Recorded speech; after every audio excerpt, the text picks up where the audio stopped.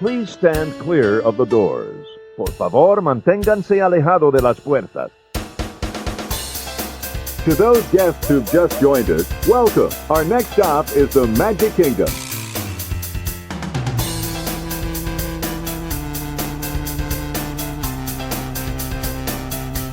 Ladies and gentlemen, we are approaching our station at the entrance to Main Street, USA, gateway to the 7 scene lands of the Magic Kingdom.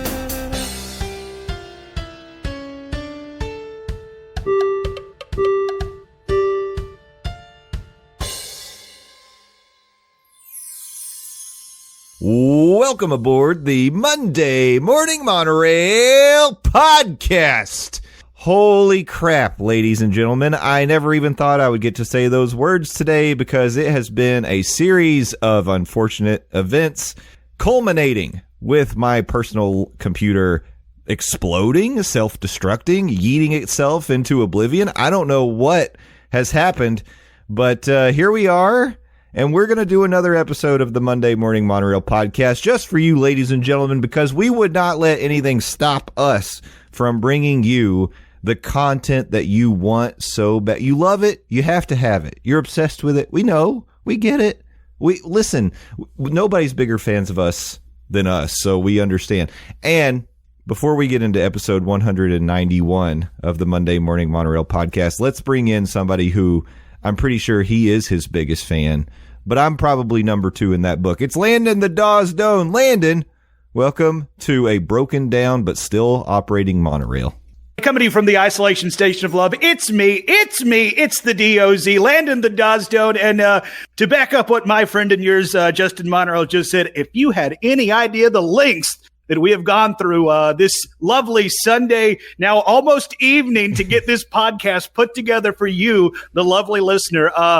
A kerfuffle, let's just say, of technological hilarity has ensued on the Monday Morning Monorail end, but we are committed to drop you a new podcast every Monday. See, that's the difference between the Monday Morning Monorail and the dearly departed Dawes Does Disney. If this was Dawes Does Disney, I'd have just got on the hellscape that was formerly known as Twitter and be like, hey, y'all, technical difficulties. I'll see you next week. But us here on the Monday Morning Monorail, we are still chugging along because we have a hot episode to talk to you about this week. We are here to break down and review the new McDonald's dipping sauce.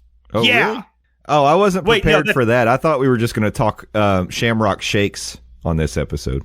Wait, the Shamrock Shake is back? Oh, man, I didn't get one. Dang it. All right. Well, once again, I did not understand the assignment, but funnily enough, there was another assignment that I kind of didn't understand. We are actually going to get to that in the second part of this episode because your boy, the Dawes, decided to break out an art project when all I had to do was go into the notes app of my phone. But we'll talk about that later in the show. You know, who knows who really should shoulder the blame for that miscommunication? Maybe it was me. You know, we did not work well as a team and communicate what the goal was. There was no clear leader. We were just several cats with no shepherd. Nope. And so we just kind of did our own thing. But yeah, we'll get to that in a minute. I do want to say this is episode 191 of the Monday Morning Monorail podcast. Today is March 4th. So we will march forth, and that's what this episode is going to do. We would not let technical difficulties shut us down. We won't let the FCC shut us down. We won't let Disney or Universal or any of you who want to go out there and be trolls and try to shut us down. We're not going to let it happen. We're marching forth because that is what the calendar tells us to do. Welcome back. Thank you so much for being here, and apologies for this chaotic yet very silly and fun intro to the Monday Morning Monorail podcast. So, as Landon mentioned, we did have a little bit of a art project. Well, it wasn't supposed to be an art project. It was really more of a homework assignment. It turned into an art project, you know. And I was reminded I'm not an artiste. Well, some people say I'm an artiste, just not an actual artiste. So, you know. I don't know that. Well, Steffers might be. I don't know if I've ever seen her attempt to draw or paint, but I certainly don't consider myself. I'm a podcast artist. I could say that maybe, but I'm an escape artist. I'm pretty good at escape rooms. I've never done an escape room. I am a linguistic artist. I'm more of a grammar police than anything. But police aren't artists. Like I think you're veering off the trail there, buddy. They have to artistically interpret the law sometimes. So, yes, for better or for worse. Take that for how you will. Yeah. So first, we're going to start today's show. We got a couple of theme park headlines that we want to talk about. So we're going to do that. But then in the second half of the show, we are embracing the month in which we find ourselves, ladies and gentlemen. It's March, and every podcast that you listen to out there is going to be doing a March Madness bracket. Well, we are not above it. We are not above the trends.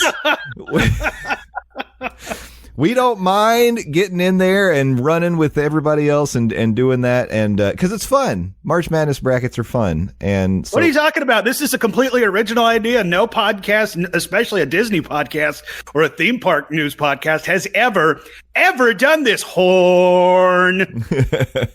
Well, I will say we're trying to put a new spin on it this year, and so that's going to be fun. I was just thinking about the podcast that I listen to, and I will say I don't think I've ever heard the ladies from My Favorite Murder do a bracket, although I wish they would. A murder bracket. So would that be like favorite or not favorite? Would you be power ranking like serial killers and stuff like that? See, I think that's in poor taste, so that's probably why they've never. Yeah, yeah. I think we cracked that one wide open, buddy. Shout out to all my fellow murderinos out there. Yes, I'm one of you. I love that show. So anyways, we're going to do that. But before we do, I say we jump into the news.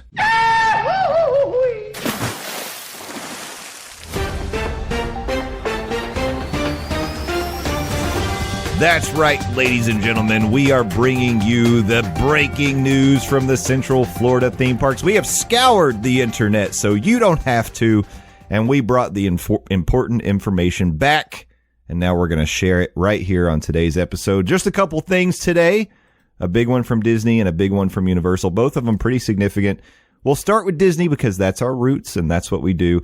I have in front of me a travelandleisure.com article. We are classing it up on the Monday Morning Monorail podcast because we are classy and top-notch, and this is what we do. The headline is, Disney World announces free entry to water parks for on-site hotel guests next year. There it is. The shot has been fired. We've all been wondering, when is Disney going to respond to Epic Universe? And here it is. You get a free water park day when you check into a Disney resort. That's going to keep you from going to Epic Universe, isn't it? Right? Oh, yeah. Totally. And I mean, it definitely will keep me and my bad ears from oh, wait, I don't go to water. Now, I will say, I'm joking, but this is a very cool perk. It's really, and it has good value, especially for families that, you come in, two parents, a couple of kids, and you're getting some decent value, if you decide to take advantage of this. And it was pointed out to me also, by the way, that there are people who go to Disney and they'll do split stays. So they start out staying at, say, let's just say All-Star Sports. And then they're like, but for the last couple of days, we want it to be special. So we're going to stay at the Contemporary. Well, in the middle of your stay, you're checking into a new resort. So technically, you'd be able to use this perk on that check-in day in the middle of your stay. Pretty smart. Pretty smart. So here's how it works. Starting on January 1st of 2025, Walt Disney World will be offering complimentary water park admission to its hotel guests. With this new perk, all guests staying at a Disney hotel and on reservation will be permitted to visit a water park of their choosing absolutely free. This allows a jump start on the fun ahead of official hotel check-in at 3 p.m. There's no minimum length of stay. Disney Vacation Club resort guests are also eligible. This perk is for all stays with check-in dates through all of 25. The benefit is not an add-on to existing tickets. Therefore, no park ticket is required. That right there, that is a huge huge part of this. What it is a big announcement. The fact that you don't have to necessarily have to have a ticket to go to any of the parks. If you're just staying at one of the resorts, this is just something you're getting more bang for your buck. And I mean, as we all know, even if you're staying at one of the more what's it called, value resort options at Disney, this still isn't a cheap endeavor staying on property. So I love the fact that they're adding more bang for your buck for the guests staying on property. Yeah, and you're right. Like, you bring up the value resorts. This is something, if Disney had wanted to, they could have offered it to like just deluxe guests or just moderate and deluxe guests. But no, it's easily. Yeah. Yeah. It's every Disney resort on property, asterisk, is currently not including the Swan and Dolphin. However, that is something that you should keep an eye on, because we don't know if that'll stay that way. But right now, as far as this announcement is concerned, we know those are actually operated by Marriott, so they're not operated by Disney, if you didn't know. But that's amazing, and I do love the idea of exactly. So like it's even good. There's benefits for if you're doing like a staycation. You already live in Central Florida. Oh well, I'll make a reservation at Pop Century for a couple nights this weekend because they've got a good rate. Oh, and on my check-in day, it doesn't even have to be like, my room doesn't have to be available. I can just go to Typhoon Lagoon or Blizzard Beach and hang out there. And then that night, because you can check into your resort on your phone. You don't have to go to the resort. You just check in on your phone. And then you get to go to one of the water parks for the day, go stay the night. And there's no minimum length. You could just stay that night. So this is pretty cool. It's actually like, I'm pretty proud of Disney for this one. It's a good perk. In total agreement. And it's like, I know I kind of sandbagged it because me personally, I don't do water parks because I have horrible ears. I was just born with them, and me going underwater and water slides and stuff like that are kind of a dicey situation. But just because it's not for me, I can still realize this is a good move by Disney. They're giving us value that they didn't have to. And like you said, this is for all resort stays across the board, from your value to the deluxe. So I love the fact that they're giving the guest more value staying, which is something that I feel like we've complained about a lot. You go down, you spend so much money at Disney, and a lot of people, and I feel like, Jay, you and me, we would say we would be included in that. Sometimes we feel like we don't get the value from the money that we're spending. In this instance, Disney is adding something to where I think a lot of people will say, okay, yes, this doesn't, change everything, but this is definitely a step back in the right direction from Disney. Yes, definitely. Very, very good. I applaud Disney for this one. And at the end of the day, they're going to see a benefit from this. I would be very interested to see how this ends up impacting the water park attendance in 25. And then also, they're going to get revenue from the people who are there. By the way, they sell food and drinks and souvenirs and all sorts of things in those water parks. So you talk about, you're curious to see how it's going to impact attendance at the water parks. I just mentioned, it's like, I don't do water parks, but if I'm staying on a Disney resort, like for, a 5-day vacation, on the day that I get there, or maybe on like one of my built-in rest days, knowing that I have a free day at like, say, Blizzard Beach or something like that, I might head over there just to hang out at like one of the bars that they have there. Yeah. Or I don't know. It's like, even though I don't go underwater, your boy can get down and enjoy a lazy river situation. Yeah. Now you're talking my language.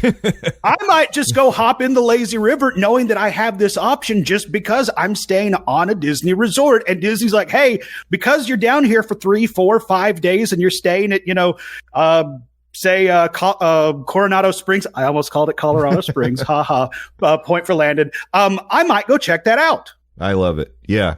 No, that's great. And man, yeah, again, applause to Disney for this one. A very good move, and it'll just be interesting to see. I don't think that this is really an answer to Epic Universe, but it is. No. No. But it could sort of be a tip of the iceberg, like it's a hint that Disney's making some moves, and maybe they're just throwing this out to be like, hey, maybe you should start thinking about booking a room in 2025 at a Disney resort. You may not have been thinking about it.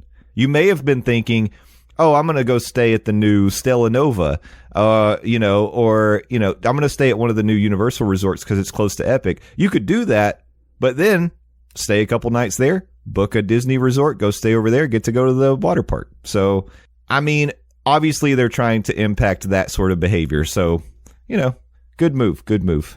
Yes, and I mean, obviously, giving free admission to Blizzard Beach or Typhoon Lagoon is not an answer to a new gate at Universal. But yeah, totally a step in the right direction for Disney. Absolutely. Cool. All right. So that was the Disney news. Hey, but before we totally step away from Disney, one reminder for all of you. As you know, we are fully into the season of Flogar at Epcot. And if you know what I'm talking about, but I'll tell you, for those of you who, I don't know if this is maybe your first episode, it's possible. But over at Epcot, they've got a festival going on right now called the International Flower and Garden Festival. We have coined that festival Flogar in the spirit of the Festival of the Arts, which we lovingly call Farts. Now the farts have blown away, and now Flogar has stormed the beaches of Epcot. And I wanted to remind all of you that we do have a challenge going on right now where if you find yourself in Epcot, you're attending the Flower and Garden Festival. If you find a food or drink offering from one of the food booths that you love or you don't love, and you take a picture of it, you put it on the Instagram or the Twitter, and you say hashtag Monorail menu, and you tag us in that picture at Morning Monorail, you will be entered.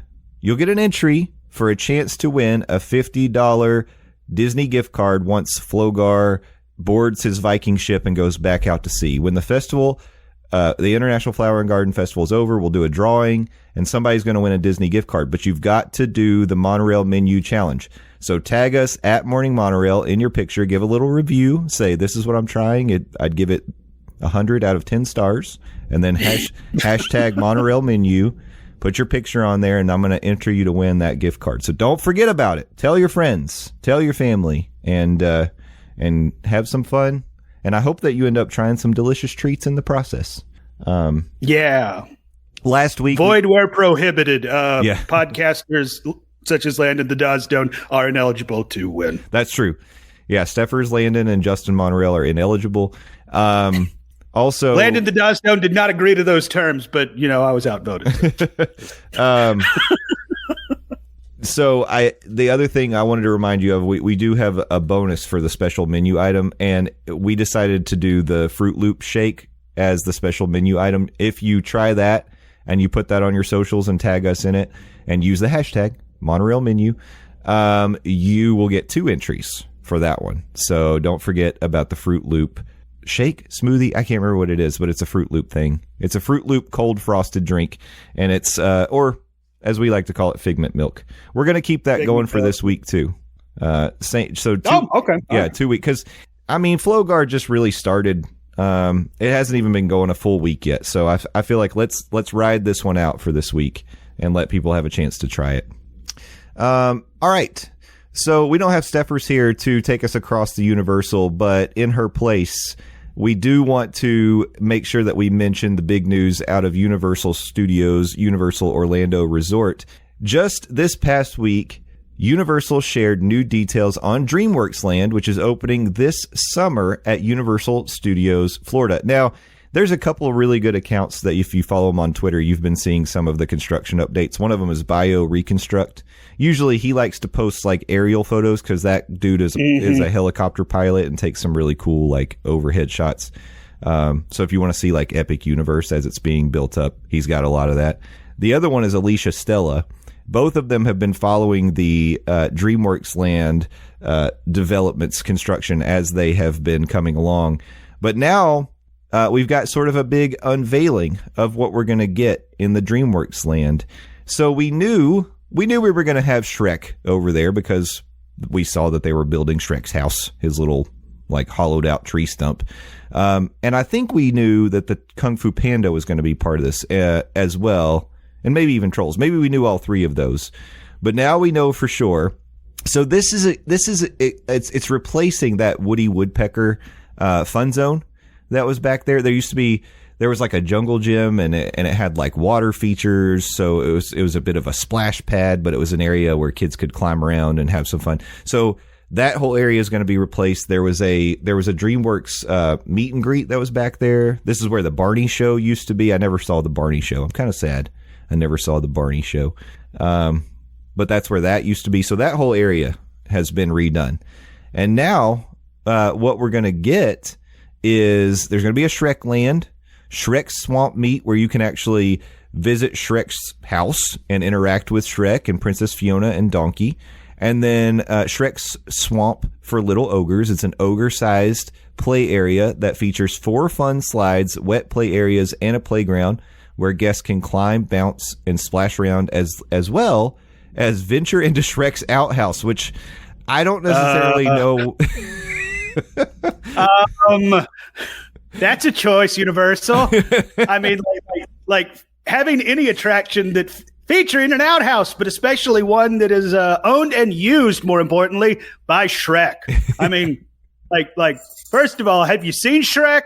Like he's a big boy. I don't want to know what he does in that outhouse. Yeah, and I've seen what he eats, so I can't imagine. Yeah. I can't imagine that he's got healthy output. Not exactly. Yeah. Not exactly. A picture of health is what is going into our big green friend. No, sir. No, sir. And not coming out of either. So that's interesting. We'll also have Mama Luna Feline Fiesta. The blockbuster film Puss in Boots 2: The Last Wish comes to life with this new interactive experience that takes place in Mama Luna's retirement home for cats. Here, guests get to play with Mama Luna's mini cats on vivid interactive screens activated by buttons, bells, maracas, and levers. They might even spot the one and only Puss in Boots himself. Landon, did you see Puss in Boots 2: The Last Wish? I have not, but I saw last night that it is now available on Netflix, so it is on my list of things to watch because I heard it was a pretty good movie. It is actually really, surprisingly good. I liked it a lot more than I thought it would. Okay, but yes, it is definitely on my list of things to watch now that I have the option to do so at home. Okay, yeah, definitely check that out. King Harold's Swamp Symphony. Guests can create their own melodious masterpiece as they trigger a choir of ever-changing frog ribbits by continually stomping on an array of interactive lily pads. Okay. That's actually how you make symphonies, just stomp on stuff. That's right. Yes. I learned that the 5 weeks I was a music major in college. Anything can be music. It's true. It's like art. It's all subjective. And then maybe most importantly for people like you and me, Landon, there will be swamp snacks. Families can feast. Ooh. You can feast like an ogre at this new kiosk, which will serve scrumptious snacks inspired by Shrek, including a Shrekzel. Oh, wow. That sounds I'm being pranked. A farfar, a waffle, a frozen ogre, and more. I don't know what a frozen ogre might be. But okay, swamp snacks. I always like new snack opportunities. So swamp snacks, scrumptious swamp snacks inspired by Shrek. It's probably a good thing that Shrek's outhouse is going to be featured because if they're snacks inspired by the swamp, I envision some upset tummies in the DreamWorks Land. That's true. So swamp Shrek snacks won't be the only thing you'll get to enjoy. Shrek is very highly featured, but so is Trolls. So we are going to have a magnificent fountain featuring our favorite Trolls characters, Poppy and Branch, at the center of Troll Village, where, oh my God, Fantastamazing energy flow. What? Fantastamazing energy flows and guests can relax and find their happy place. Oh, happy place.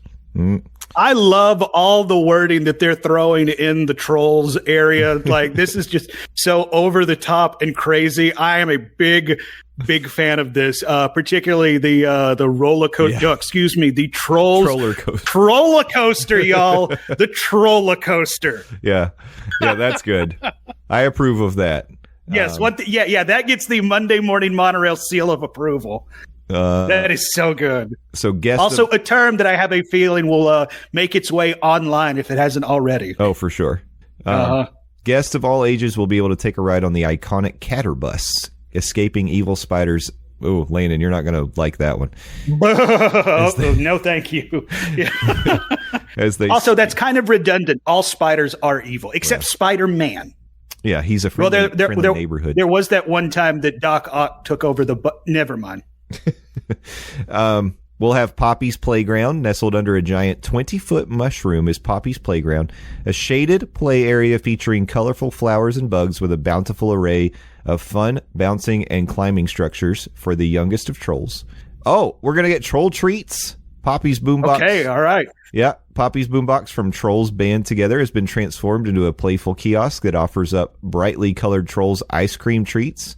Inspired by Poppy and Branch like pink lemonade flavored Poppylicious Pink and Huckleberry flavored Brozone Berry. Okay. Brozone Berry, yo. Gotta get my Brozone on over here. So we're getting scrumptious swamp treats from Shrek and troll treats from Troll. That's right. From Poppy's Boombox. I love this. Yeah. It's really a challenge for us podcasters to repeat it, but it's fun. And then High Five Hideaway is a new Cloud Guy hosted retail location featuring the latest merchandise from Shrek's Trolls and Kung Fu. So it's going to cover all that stuff. Okay. Going back to the Trolls Trollicoaster, like the article that we're reading, it has a breakdown of what everything is.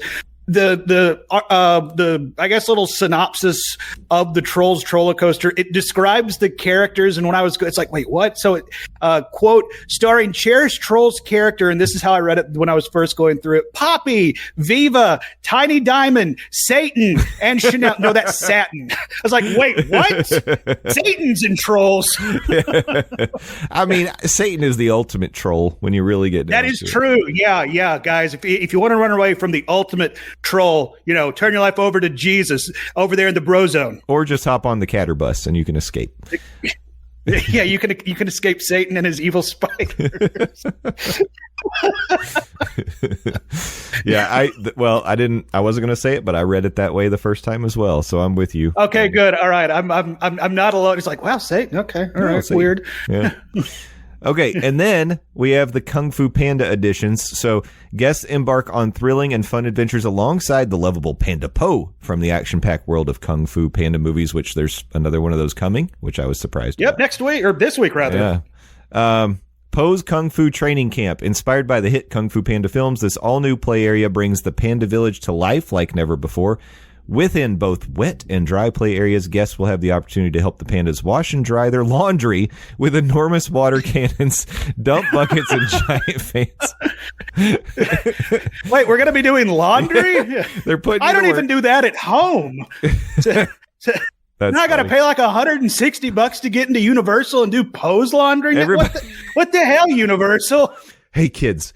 You know how you love Po. You love the skadoosh. You love all the you love all that. Well, guess what? You're going to get to go to Kung Fu training camp. And when you get there, are we going to learn how to do the skadoosh? No, you're going to get to wash his laundry. Okay, Universal. All right. Interesting Once choice. Once again, decisions were made. Yeah. I was just reading the rest. So it said guests will encounter fun elements throughout the experience, including an interactive gong. So here's my question. What gongs are not interactive? Every gong is made to be interactive. Am I right or am I right? Yeah, you're right. Yeah. So, and then we'll have Po Live, a digital interactive meet and greet experience allowing guests to interact with the famous Dragon Warrior himself as he teaches them so they will get to learn some cool Kung Fu moves from Po. He's not just how to separate your darks from your lights. Yeah. He'll cook some delicious stir fry and babysit his cousins all at the same time. So my only issue here is this would have been a great opportunity for like a good little ramen house back. Amen. Yes. You literally took the words out of my mouth. We have scrumptious swamp inspired treats from Shrek. We have troll treats, and I was expecting us to get food inspired from Kung Fu Panda. Yeah. So, I mean, like, a ramen house, some stir fry, something like that.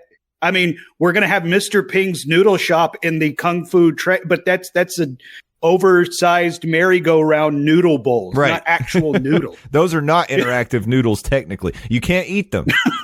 Yeah, I mean they are interactive, but they're non-edible noodles. Yeah, that's the important caveat there. Yeah, that's true. Yeah. I really feel like I agree with you. Totally dropped the ball there. That seems like a massive miss. I mean, Shrek, I understand Shrek getting some treat because like Shrek, it's kind of fun in the movies. He eats weird stuff, right? So that's fine. Mm-hmm. Trolls, and it can be fun, exactly. Yeah, Trolls fine, but I feel like you've got a slam dunk there with Kung Fu Panda. The noodles, you put it as part of the training camp, but we can't buy any and eat them.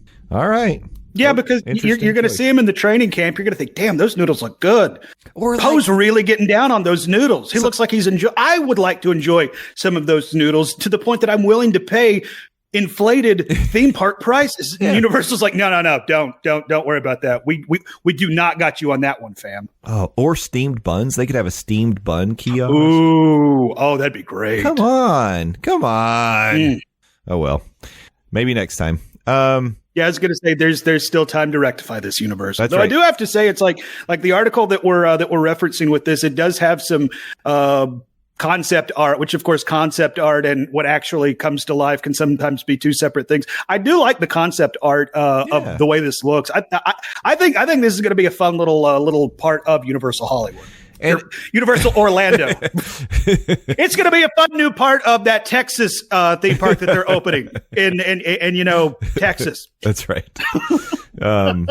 Yeah, no, I agree. It looks awesome, and I think that it does make sense that they decided to sort of like modernize the Woody Woodpecker Kid Zone because at this point, what kids know anything about Woody Woodpecker? I'm almost 40. I barely remember Woody Woodpecker. Yeah. So bring these modern characters to the parks, give the kids the chance to interact in those worlds. That's very, very cool. It reminds me a bit of back in the day when you used to be able to do the Honey, I Shrunk the Kids playground. Yeah. That area was awesome in studios. Yeah, in the studios. And so it's cool because I know kids are going to feel thrilled because they're going to be like immersed in those worlds. And that'll be really, really fun. I'm just always. Or would that have technically been MGM when Honey, I Shrunk? Okay, all right. It was. Calm down, Frank and Jen. MGM days. It may have hung around long enough that the name changed because I think the Honey, I Shrunk the Kids play area was around until the 2010s. I could. Okay, so it would have been in the MGM and then cross over into the Hollywood studio days. All right. Yeah. So we were both right. I think it did. I'm going to check myself before I wreck myself here because you don't want to wreck yourself. I don't like stating things that aren't true. Yeah, it made it to 2016. Wait, what? Yeah. It made it, according to Wikipedia, it made it all the way to 2016. So, well, as we know, Wikipedia is infallible, but 2016? That's hard to believe. It seems like it was decades ago. And it wasn't even 10 That's years. when my memories were when I was a little Landon and running around that play. Listeners, do you have any memories of Honey, I Shrunk the Kids play area in the 2010s? Yeah. Like get at us on the socials. Wow. Okay. Yeah, again, it could be wrong because, of course, we're talking about a Wikipedia article, but I was thinking it at least made it to 2010, but no, I've got another one. This is from extinctdisney.com. The Honey, I Shrunk the Kids movie set adventure closed in early April of 2016 to make way for Toy Story Land and Star Wars Land. So wow. Wild. Yeah, that's pretty. Wait, when did Toy Story Land open? Toy Story Land opened in 2016, didn't it? We're just going down a rabbit hole here on the Monday Morning Monorail. Well, because what is time ultimately is the question we have to ask ourselves. And we've been asking ourselves that a lot since 2020 happened. What is time? Yeah. Toy Story Land expansion. When did it open is the question that I am asking. It opened. Can someone just answer that question? How about what if I Google it that way? When did the Toy Story Land open in Hollywood Studios? So I was doing my own Google search, not what you were doing. There was a time and point when Hollywood Studios had both the Honey, I Shrunk the Kids play area and the Frozen sing-along show, and it for 2 years in the park. Huh. For some reason, that wrinkles my brain. That's weird. Yeah. There was a time and literal space where both Honey, I Shrunk the Kids and Frozen interact or were in the same bubble. Wow. Yeah, almost gave me chills. Like, I don't know why, but I'm having a weird physical reaction to that. I need to lay down. Yeah. Toy Story Land opened Toy Story Land opened June 30th of 2018. You know what's funny about that? The weekend that opened, we dropped a Monday Morning Monorail, and I think, my title for that episode was Toy Story Land Opens or something like that. We got a huge boost of downloads that day, and I'm sure it was because people thought we were there. And that was not my intention. But I learned a real lesson that day about clickbait. Right, yeah. Which honestly, that is how the internet functions now. So hopefully you still remember those lessons. Also, we've been doing this podcast since 2018. I mean, I'm pretty sure that's when we started, May of 2018. Yeah. Oh my God. Yeah, we're coming up on 6 years. What have we been doing with our free time, man? This. Well, you did for a while. I stopped. You kept doing it. I got to get better hobbies.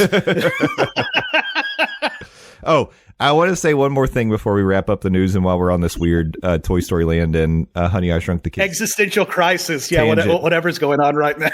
So yesterday I was at Animal Kingdom meeting up with our friend Drunk Stormtrooper and his lovely wife, and they're amazing. They're always so sweet and fun. They are. Yeah. They're my favorite members of the Monorail family. They're great. Well, they had booked Genie Plus for the Navi River journey, and of course I was like, well, that's fine. You all go do that. And they were like, well, what are you going to do while we do that? And I said, well, this might be, I don't know when they're going to close. It's tough to be a bug, but this might be one of my last chances to do it before it gets rethemed as Zootopia. So I think I'll go do that. It was like a walk on. It was a 10-minute wait. So I did. And one of my observations was that, first of all, that show, and I went in this time and I was thinking, I wonder, like, thinking of it from the perspective of a kid, like, how scary is this show? It's terrifying. It is really very scary if you're a child watching that show. Because I know I don't like bugs, and when I was a kid, I still didn't like bugs. And the part where the Black Widow spiders come down over your head, before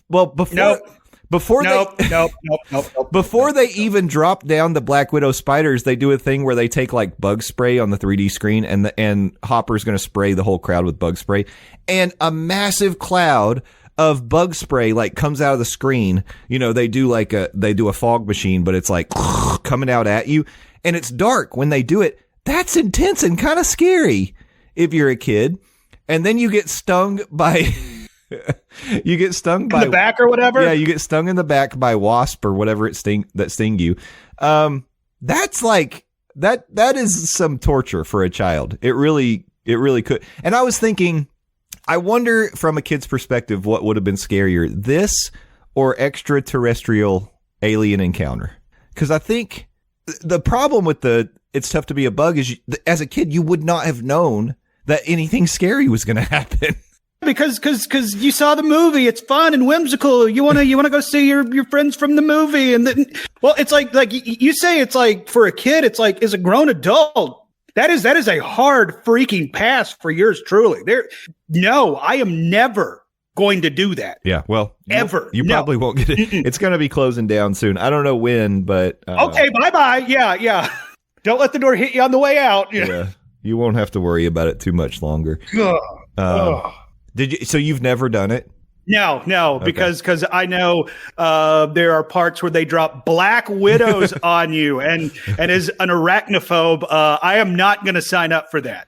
Yeah, and also from what I hear, like the Hopper animatronics, kind of intense as well. It's intense. It's looking its age, and I think at this point they've stopped dumping a lot of money into like maintaining It's Tough to Be a Bug, because Flick, at the beginning of the show, Flick comes out of the ceiling and he's talking to you, and it's like an animatronic Flick hanging from the ceiling. And its mouth is just open. Like, it doesn't even move its mouth anymore. Not a great and also look. Hopper looks like he needs to go see the eye doctor. Like something's going on with his crazy eyes, and his arms don't move quite as well as they should. But it's still a cool animatronic, and in its day, it was like one of the most impressive ones that you'd see in any of the parks. It was very, very articulated and cool looking. It just looks a little older now, and like I said, it looks like they're just not quite maintaining it like they should. But I don't blame them. But yeah, no attraction that has spiders dropping on you from the ceiling is going to find Landon the Dosdone attending. They could be like, Landon, we know living with the land is one of your favorite attractions. We're going to update it. I'm like, really, Disney? What are you going to do? We're going to drop spiders on you. Well, all right. I'm never going to ride that attraction again. No, it's fine. The spiders take care of the food and the green. Nope, don't care. Do not care. Yeah, that's a lot. That is a real trigger for a lot of people. So, and especially if you didn't, a show for kids. If you didn't know that was coming, I should have paid attention. I don't remember there being warnings like there's going to be intense parts. But surely they've got to have signs up. I just didn't pay attention. Oh, but the very last thing I was going to say is walking through the queue to get to, because for those of you who haven't done it or may never do it, It's Tough to Be a Bug Theater is located directly underneath the Tree of Life. So to get there, you take a little path and you get to go kind of under the roots of the Tree of Life, and then you go underground, and at that point you're quote unquote the size of the bug. And I was thinking as I was walking through there that really started to remind me of the Honey, I Shrunk the Kids playground, because all of a sudden the scale has changed and now you're tiny and everything looks really big. And it gave me a little nostalgia for that. So, okay. All right. Glad we circled back to it today, because it was already on my mind and I missed that playground. I like that. Okay. All right. So this whole conversation has given me an idea for a topic for another podcast. Scariest moments you've had at the theme parks. Let's do that on another podcast. Yeah. I feel like we tried at one, this might've been a pass holder lounge conversation where we did something like most unintentional scary moments, something like that. We've at least tossed that idea around, but I think that would be a fun conversation. Because I got a couple, and one of the Harry Potter rides at Universal, I know for a fact I taught a very small child literally every swear word in the English language, and I did not mean to at one point. Whoopsie. Yeah. That was a whoopsie poopsie from me. Yeah. So. All right, Landon, that's the news portion for today. Why don't we take a quick break? When we come back, we are going to jump into March Madness with both feet. And ladies and gentlemen, we're doing this in a way that you have never seen before. Stick with us. We'll be right back.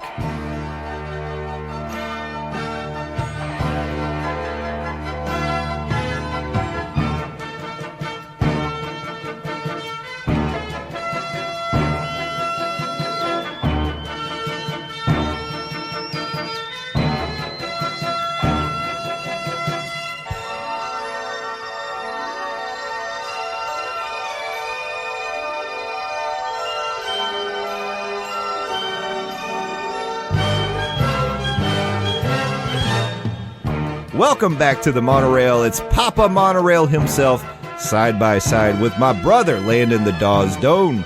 Bad boys for life. Boy. What you gonna do? Yeah.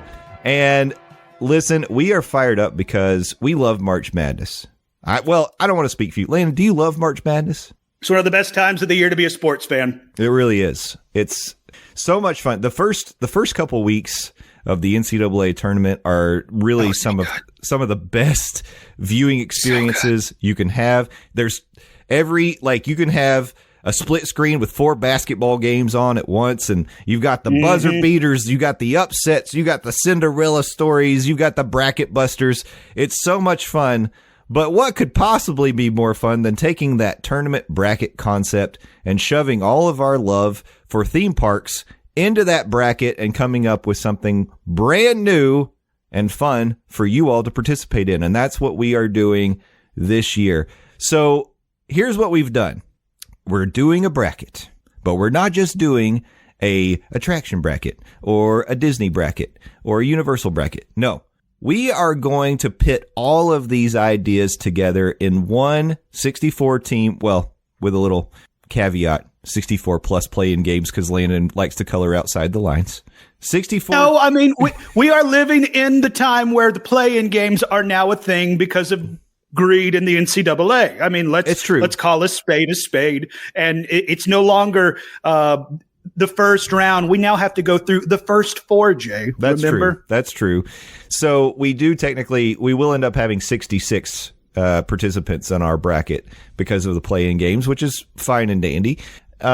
But the way that we're going to set it up, we're going to have 66, but the left side of the bracket is going to be all Disney things. And we split this up. We split our homework up.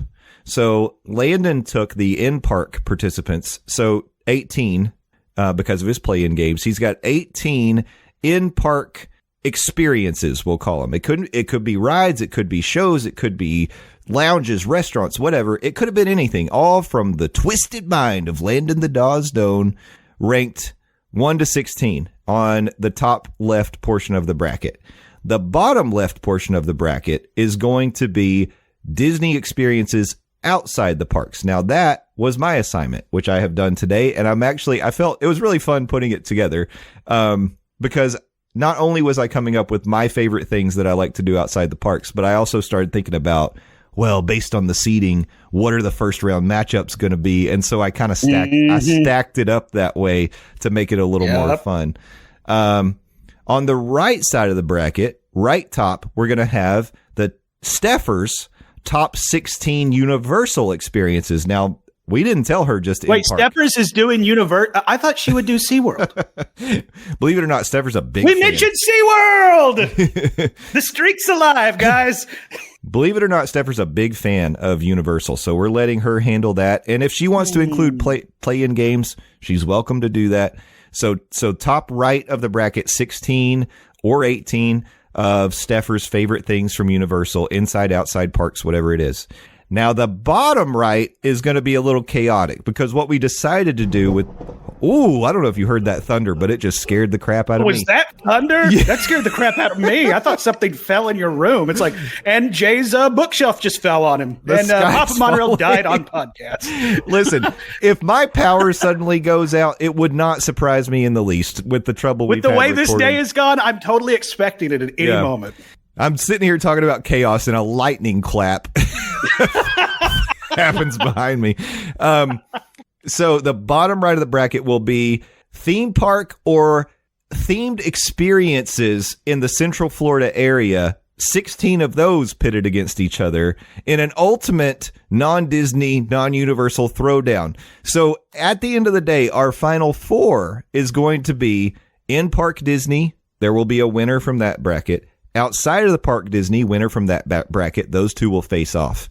And then on the right side, we'll have Universal experiences, and that winner will face off with non-Disney, non-Universal theme park / attraction experiences, which could include SeaWorld. It might include SeaWorld. Like Mako, I would almost guarantee Mako's going to be on the list. Maybe Kraken as well. So let's get Kraken and let's reveal what we're going to do today, I should say. So what we're going to do this week, we're revealing Landon's bracket and mine. So it'll be the 16 Disney in-park experiences plus 2, and then the 16 outside the park. Next week, we will reveal the right side of the bracket when Steffers is back with us. We'll get to that. And then 1 week after that, so we're talking the Monday of the 18th of March, we will reveal the full bracket with the matchups. And then we're going to play that out on the Passholder Lounge Tuesday, March the 19th, live for all of you to join in, interact, and watch us yell at each other and try to convince why our winner should be the winner and move on to the next round. So if you want to get involved in all that drama, we're culminating the Passholder Lounge on March 19th. I hope that you all stick with us, and I hope you join us for that, because that'll be really, really fun.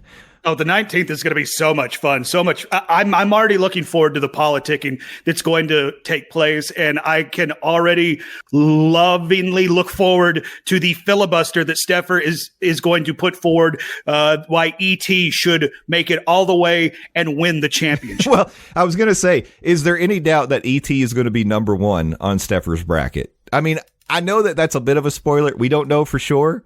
But I think Landon. But I mean, it's Steffers. It's Steffers.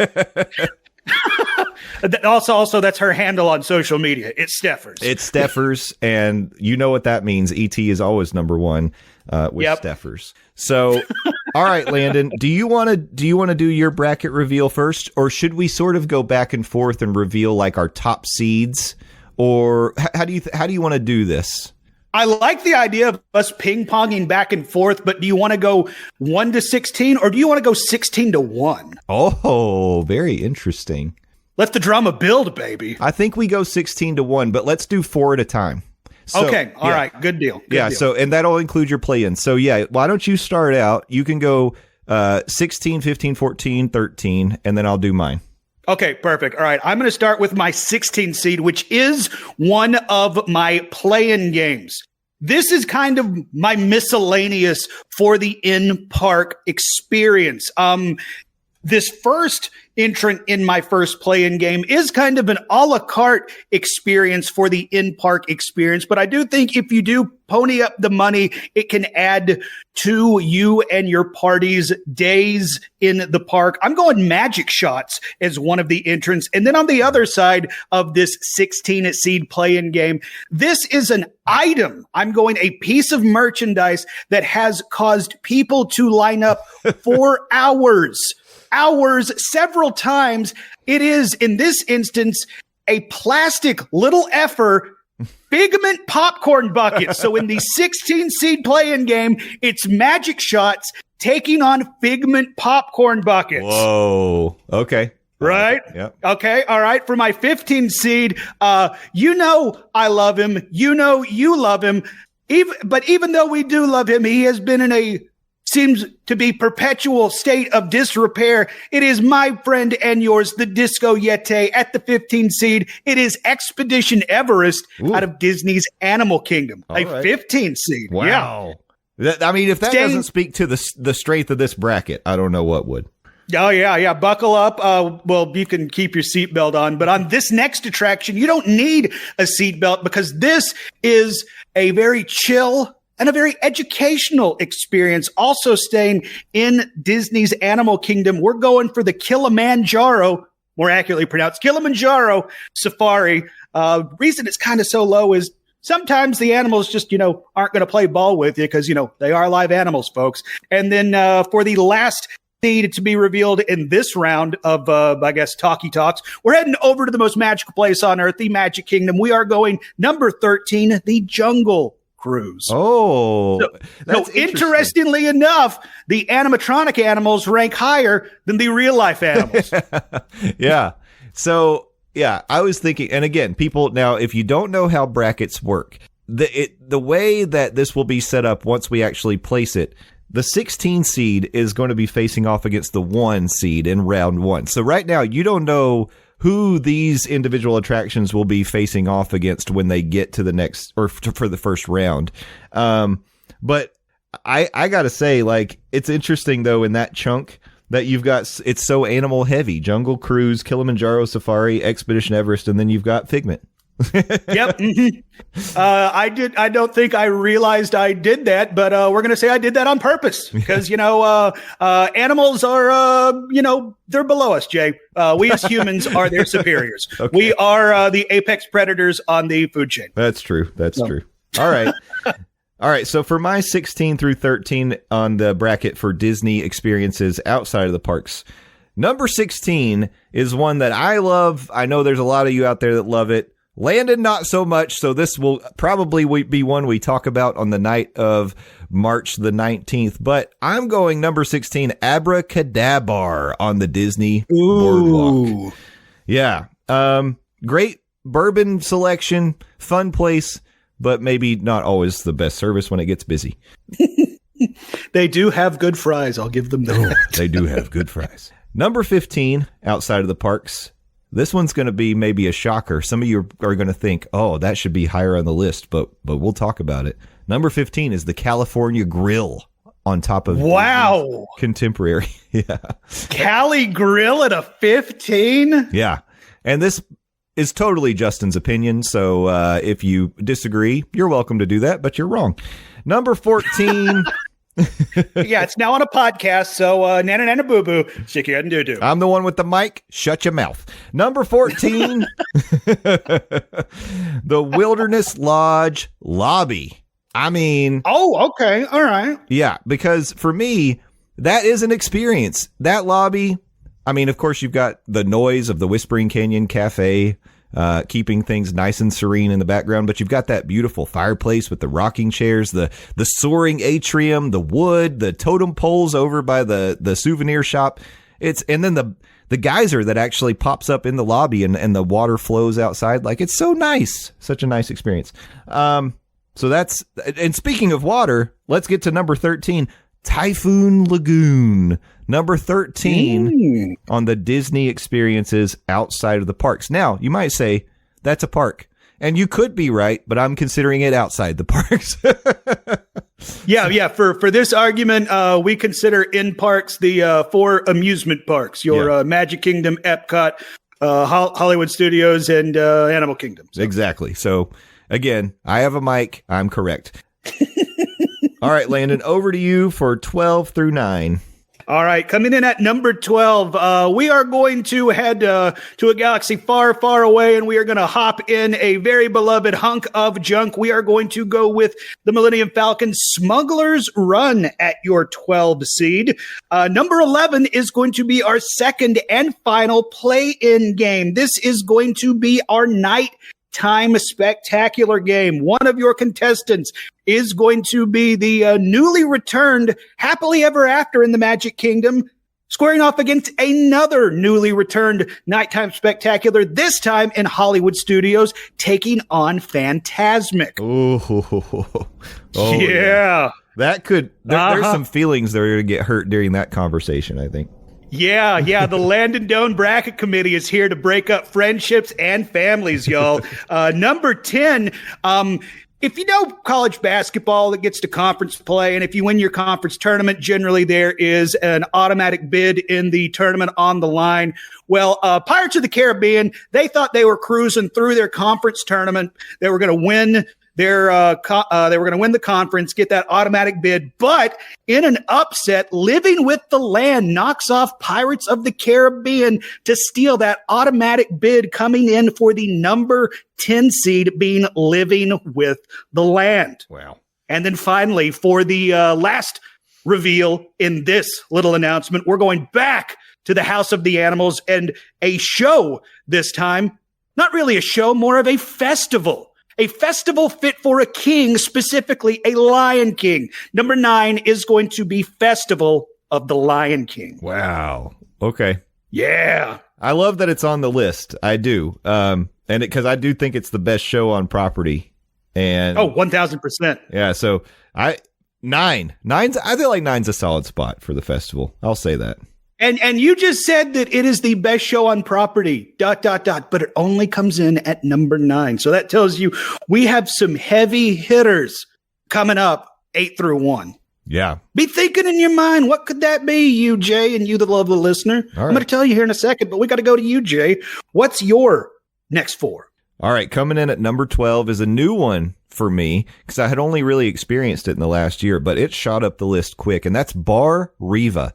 Now, ooh, I love me some Bar Riva. It's great. If you've never been, it's actually part of the Riviera Resort. It's kind of their quote unquote pool bar, but I don't want you to let that like taint your idea of what that place could be, because it's really a very nice indoor outdoor lounge. Great food, great drinks. It comes in at number 12. Number 11, Steakhouse 71 at the Contemporary. I mean, I love the breakfast, but the lunch is where it's at with that smash burger, and man, they got great drinks there. I actually think it was a massive upgrade over the Wave. So that's number 11. Number 10, we're staying on the monorail loop, and we're going to the Enchanted Rose. Yes, the Enchanted Rose at the Grand. God bless the Grand Floridian. That one, when I started to make this list, I was going to put it higher, but it slipped a little bit. And part of the reason for that is because of the inconsistent parking enforcement at the resorts. Like, if I could just easily pull up and go to the Grand Floridian and say, hey, I'm going to the Enchanted Rose, and they're like, good, go ahead, enjoy your day, enjoy a drink on us, and then they shake my hand and give me a kiss on the cheek, then the Enchanted... You'd be asking, what type of hotel is this? The Enchanted Rose would go up a little higher, but things are a little sketchy with parking at the resorts these days, so that's why it's there. Now we get to number 9, and this may... Hold on to your seats, ladies and gentlemen, because this may shock you. But number 9 on my outside of the Disney park experiences is the Walt Disney World Monorail. Now, I know what you're saying. You're the Monday Morning Monorail podcast. Why is it number one? That's a great question. You're going to have to wait to find out to hear what my 8 through 1 are. The monorail's kind of our gimmick, dude. I know, but there's some, the stuff that I've got above that, I feel pretty strongly about. So, okay, we'll all see. right. Well, I'm looking forward to seeing what you're bringing to the table. But first, I got to bring my next 4 seeds to the table. We're going 8, 7, 6, and 5. Coming in at number 8. This is an attraction in Hollywood Studios that had a massive. It's a fun way of saying massive shoes to fill, and I think it's done that. With flying colors, replacing the beloved Great Movie Ride. My number 8 seat is going to be Mickey and Minnie's Runaway Railway. Wow. I love that attraction. It's great. I don't disagree with you. It's great. And on top of that, first attraction to feature, the head mouse in charge. So there is that. Number 7. You mentioned what you just mentioned a place that Enchanted Rose. Yeah. You had to kind of dock it because there's some surrounding circumstances, so you had to drop it a couple seed lines. Yeah, my number 7 is suffering from the same situation. Now, if this had been a few years ago, this would be a 2, maybe a 1 seed if you know me personally. But this establishment. This restaurant, this lounge eliminated one of the most delicious things to ever grace God's green earth. Number 7 is going to be. Sorry. Do what? Walt's Green Earth. Oh, yeah. Excuse me. Yeah. Got to stick with the gimmick. Thanks, dude. Number 7 is going to be the Nomad Lounge. Oh, yeah. You took away dim ribs. Took away dim ribs. And I will say, I did try the chicken skewers that replaced them. They're good, but they ain't dim ribs. No. I got to say, I was there twice this week, and it really does feel, yes, you heard me right. I went to Nomad Lounge twice this week. As you should. And it really does feel different without dim ribs. It hits different in a bad way. Mm-hmm. There's still a lot to like about Nomad, and I'm sure we'll talk about it on the 19th when I try and sell some people on Nomad Lounge. So I really shouldn't have to sell you on Nomad Lounge. It is still pretty damn dope. But it doesn't hit the same way it did knowing you could, drink your body weight in kungaloosh and then eat and I quote, a mess of dim ribs. Mm-hmm. But Nomad Lounge coming in at number 7. Number 6 is the most, recent addition of thrill rides being added to the Walt Disney World Resort. Even though it might be a little bit short on its runtime, it does bring the fun. I'm going to go Tron Light Cycle Run at number 6. Okay. I'll be honest. I'm surprised that's on your list at all. Honestly, me too.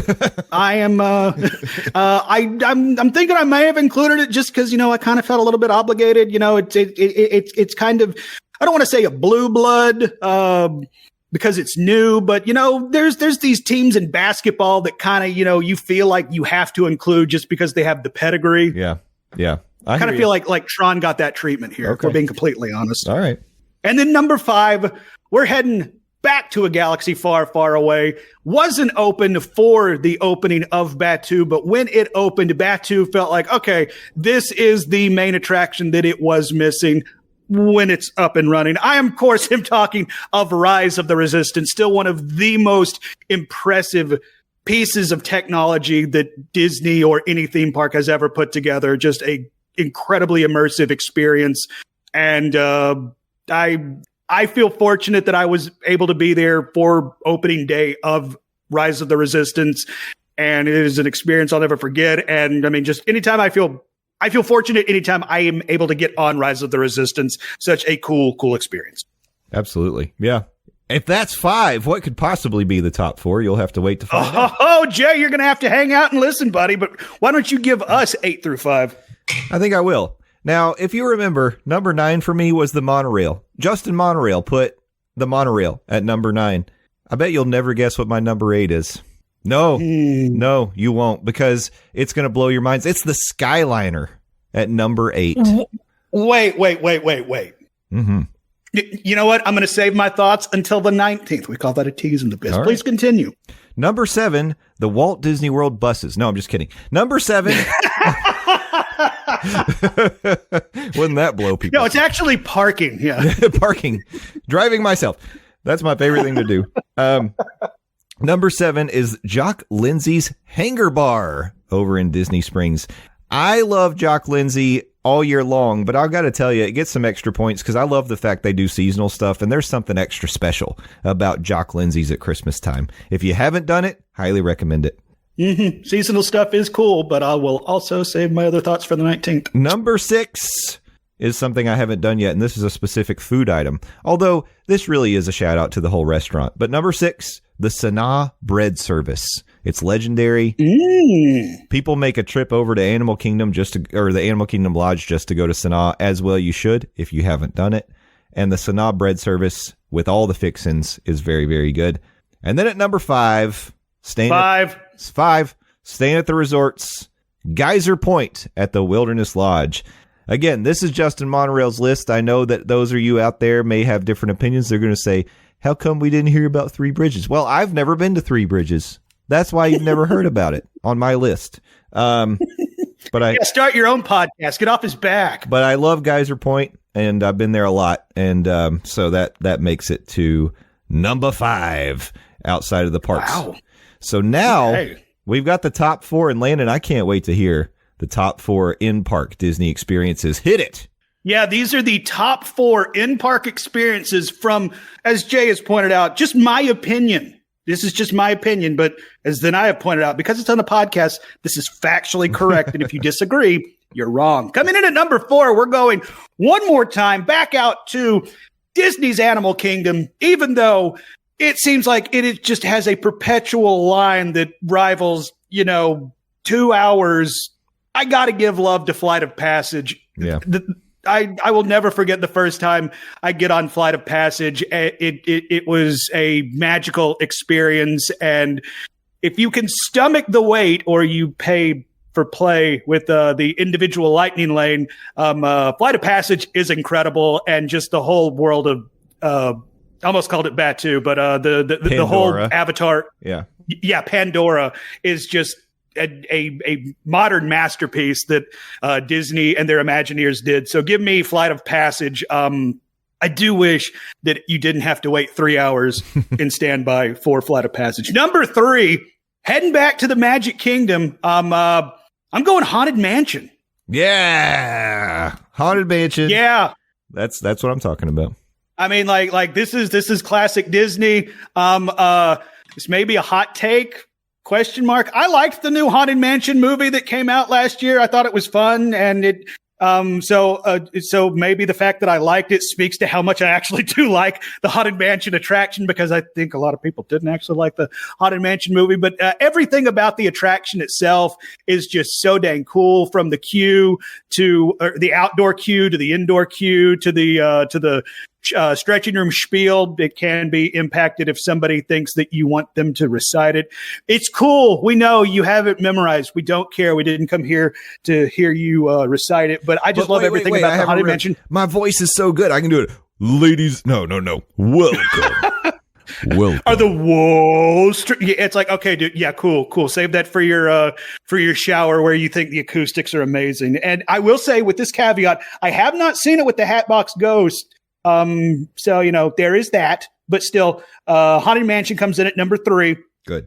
Number 2, we're heading over to Epcot, and we are going to go visit my girl, the Epcot ball. We're talking Spaceship Earth.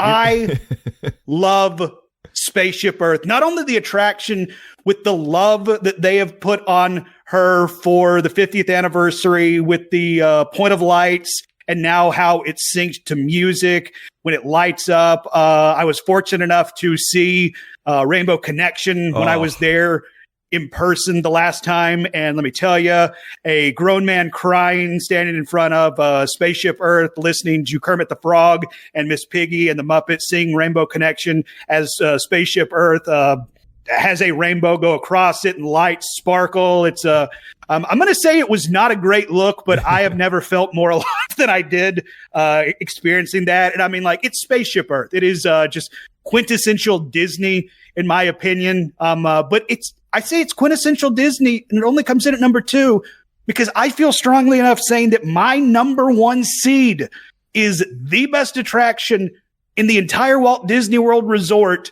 the smoothest roller coaster I have ever experienced. Also in Epcot, we're going Guardians of the Galaxy Cosmic Rewind. Whoa. Yeah. Yeah. I get it. Do you remember? The queue can be a little bit unruly depending on if you go on a busy day, and that's even with your boarding pass. But the queue is cool. The pre-show, I think, is cool. Though I do kind of wish you had the option to skip it sometimes. And it is kind of starting to run into, people of Epcot, Epcotians. What do I call them? Day drinkers. It's like apparently that's a thing now. What I'm saying is nobody went to the parks to hear you be hilarious. Don't ruin it for your other park guests, but it's like the show, the story, the experience that Cosmic Rewind tells, I think is second to none. And the fact that there's some rewritability in it with the different songs, the quote unquote soundtrack to the attraction, I think is super, super cool. So number 1, Guardians of the Galaxy Cosmic Rewind. Not to mention they have some dope ass merchandise. So I will say I totally support your decision. I think that it deserves a number 1 seed.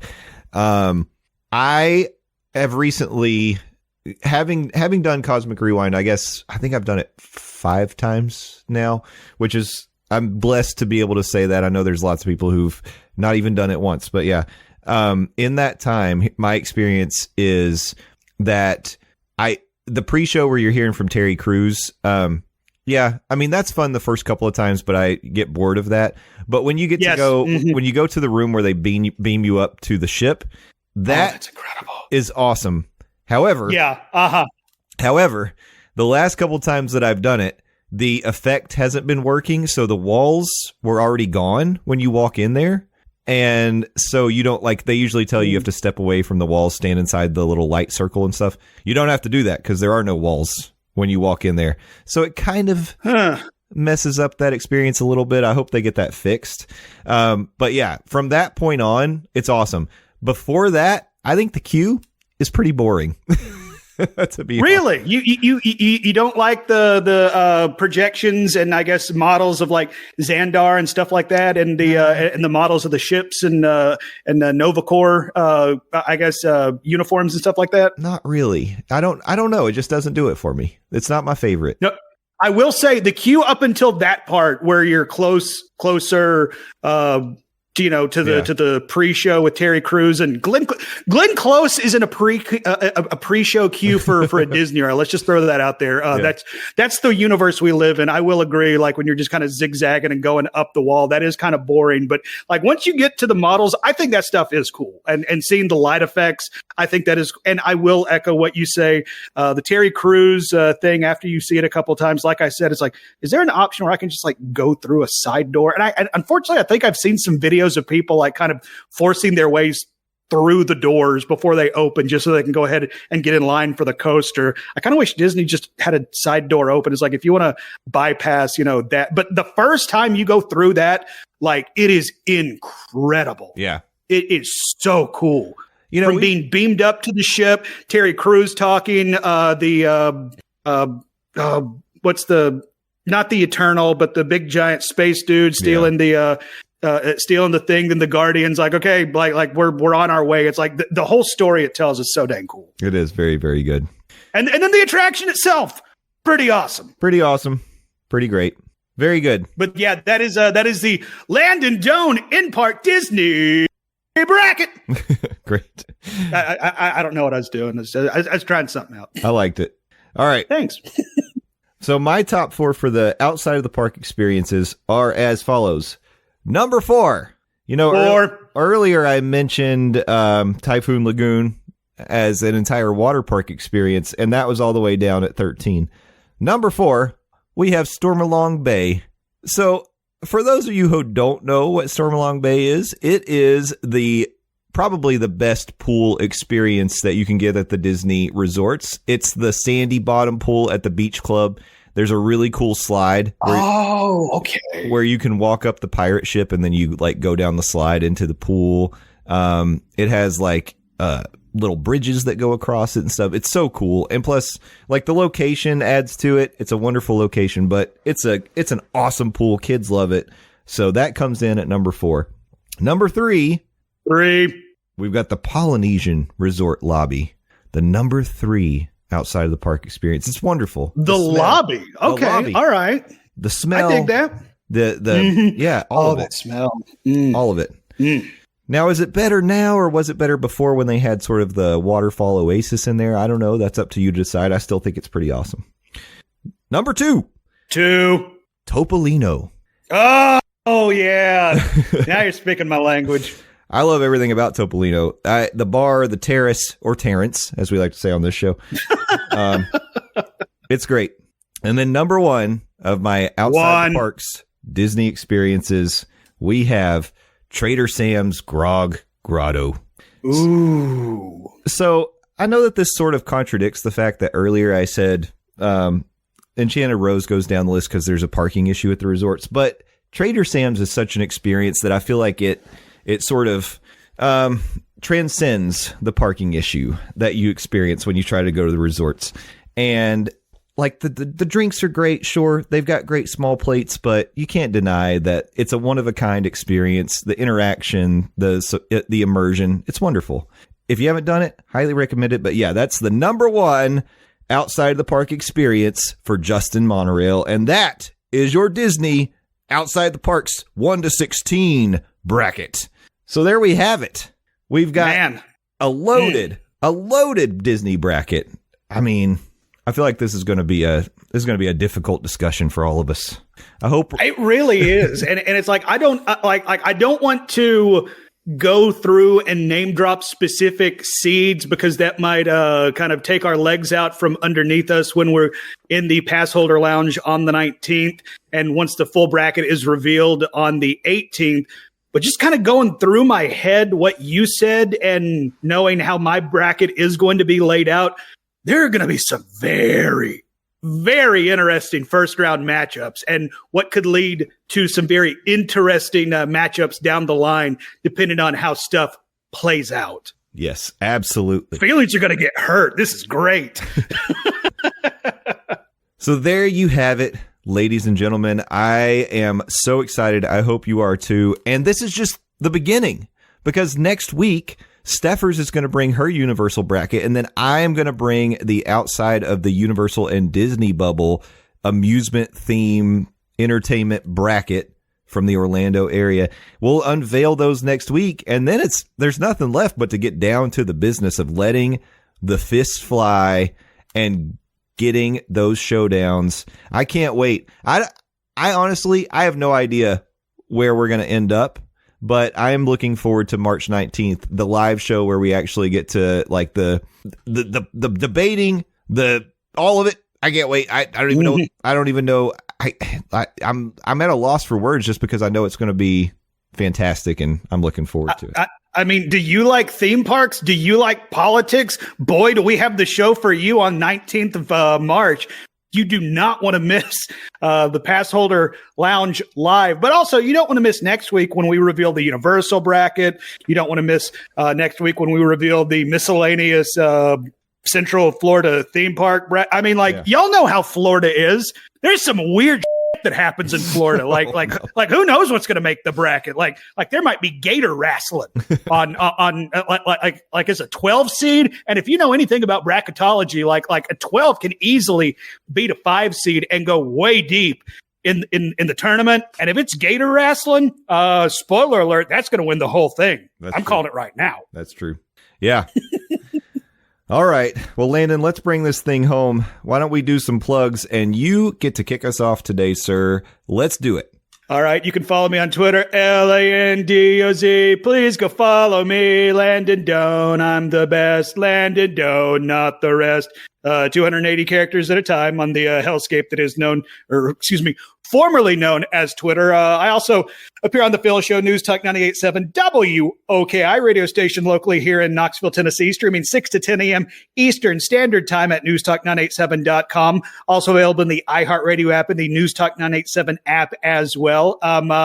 Thank y'all once again for coming along on the ride on the Monday Morning Monorail. And hopefully, once we get these brackets totally revealed, you can play along at home. You can hop in the Pass Holder Lounge live on Tuesday, March 19th, and you can debate along with us as we try and figure out who we are going to crown for our brackets. But just because we're going to crown somebody doesn't mean you necessarily have to agree with us. You can you can print off your own bracket and figure out who you think is this year's Monday Morning Monorail bracket champion. I invite you to do that. But again, thank you once again for coming along for the ride. You are the best fans in the podcasting game. You listening right now are my favorite member of the Monday Morning Monorail family. I hope you have a great week.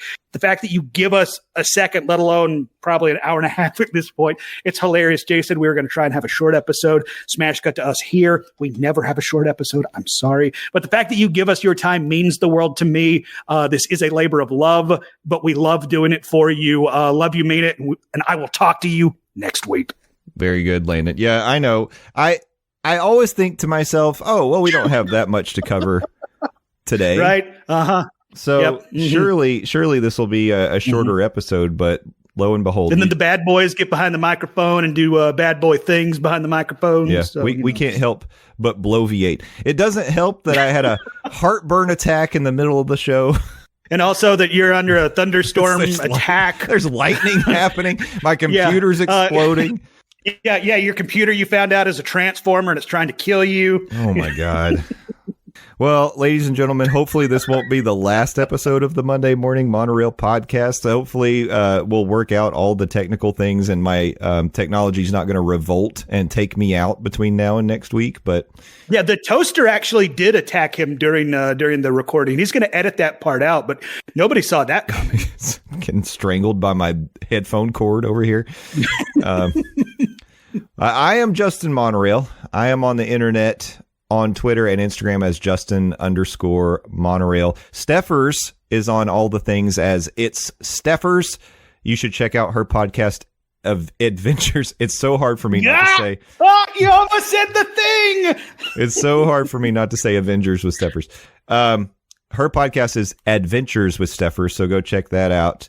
We collectively are the Monday Morning Monorail podcast. We're at Morning Monorail on Instagram and Twitter. And we have a website, morningmonorail.com. If you want to join in and talk with us throughout the week, interact with fellow Monorail family members, you can do that. We are over on Facebook, the Monday Morning Monorail fam. You can join that group. We also have a Discord where we chat. And actually, we use that very Discord to record this show.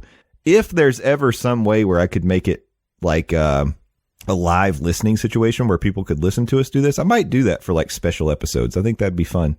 Oh, Lord, Jay, don't put that pressure on me. You know I can't talk when people are listening. Well, I mean, it's more fun, though. It's more fun because more things go wrong usually when we try to do live things. So.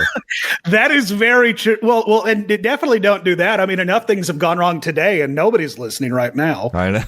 Wait, that came out wrong. I mean, while we're recording, not the actual pod. Oh, this is going so well. Hey, so first of all, I want to say, because I don't say it enough. I try to say it every week, but I don't say it enough. Thank you all so much for listening. Landon, thank you for giving us your time, but it really does mean a lot to us that you do that. And I appreciate any time you share our episodes on social media or tell other people about the Monday Morning Monorail podcast. I was shocked because I went to take a look at our numbers this morning, and somehow, like typically we get a boost on Mondays, right? We release our episodes on Mondays, so that's where the peak is. And then throughout the week, it sort of like goes down, and then we peak again on Monday.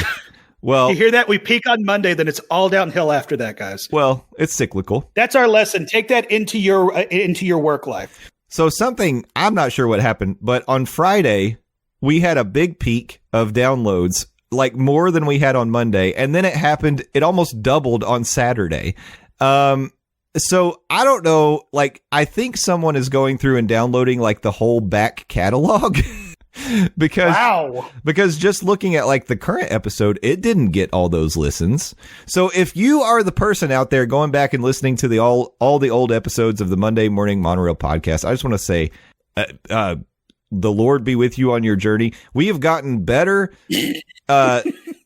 But there are some episodes. I went back and listened to some old ones not that long ago, and I was like, wow. I'm glad that we've improved our skills over the years.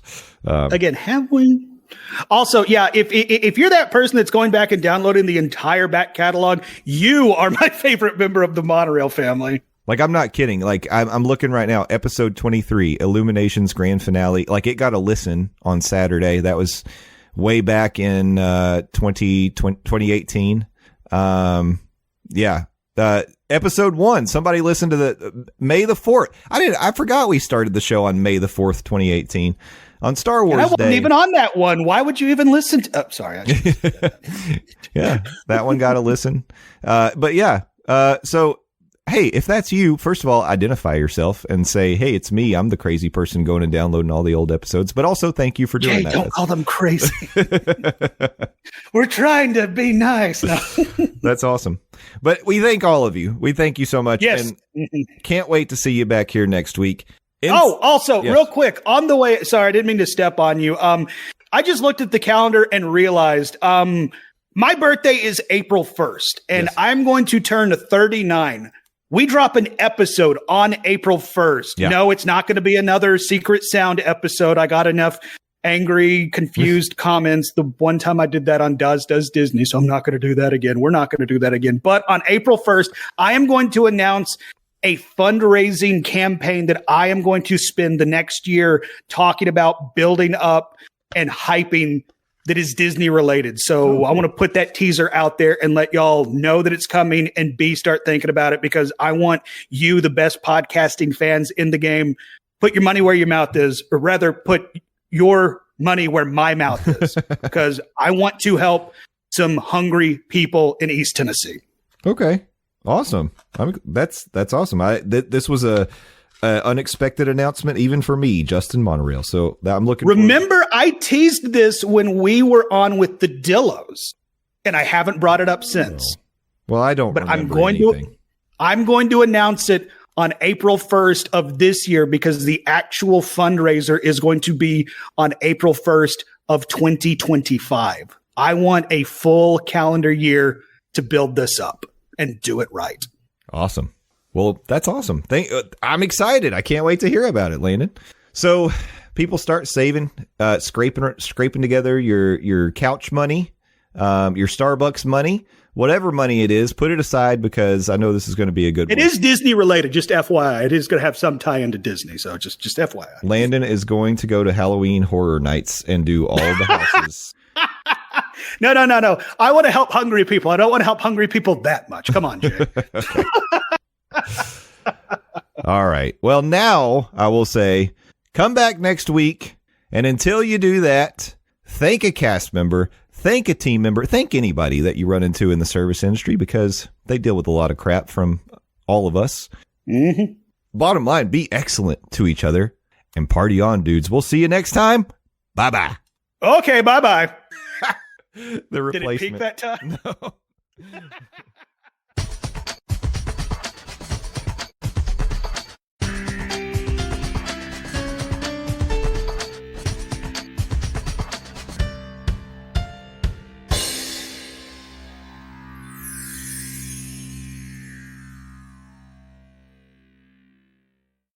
You know, nothing gives me more upset stomach and anxiety than trying to jump on at 7 a.m. on my My Disney Experience app, and just all the feelings and emotions of concern and the gut-wrenching feeling of not knowing whether or not I'm going to get that virtual queue for Tron. But man, when I start to feel the acid taking over my stomach and just putting me in a position where I don't think I can perform for the day in the parks, I reach for my liquid Gaviscon, and I'm right back in the fray.